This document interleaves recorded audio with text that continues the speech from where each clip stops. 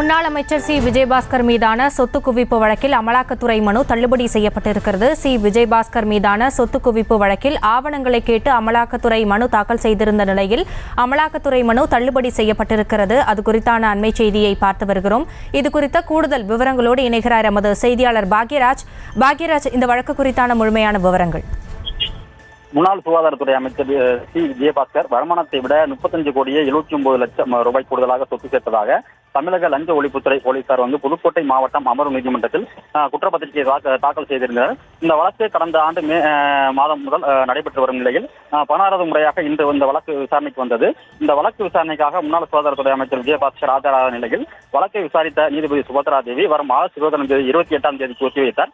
மேலும் அமலாக்கத்துறையினர் தமிழக லஞ்ச ஒழிப்புத்துறை போலீசார் நீதிமன்றத்தில் தாக்கல் செய்திருந்த சொத்து குவிப்பு வழக்கு குறித்த முழுமையான ஆவணங்களை தங்களுக்கு வழங்க வேண்டும் என மனு தாக்கல் செய்திருந்த நிலையில் அதை தள்ளுபடி செய்து நீதிபதி உத்தரவு பிறப்பித்தார்.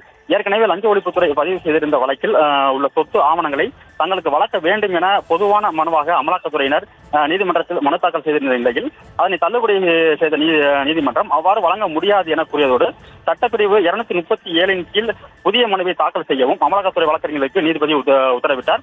குற்றப்பத்திரிகை தாக்கல் செய்யப்பட்டிருந்த அனைத்து ஆவணங்களையும் தங்களுக்கு வழங்க வேண்டும் என அமலாக்கத்துறை மனு தாக்கல் செய்திருந்த வழக்கில் இந்த உத்தரவு பிறப்பிக்கப்பட்டுள்ளது. விவரங்களுக்கு நன்றி பாக்யராஜ். செய்திகளை உடனுக்குடனும் துல்லியமாகவும் தெரிந்து கொள்ள சப்ஸ்கிரைப் பண்ணுங்க.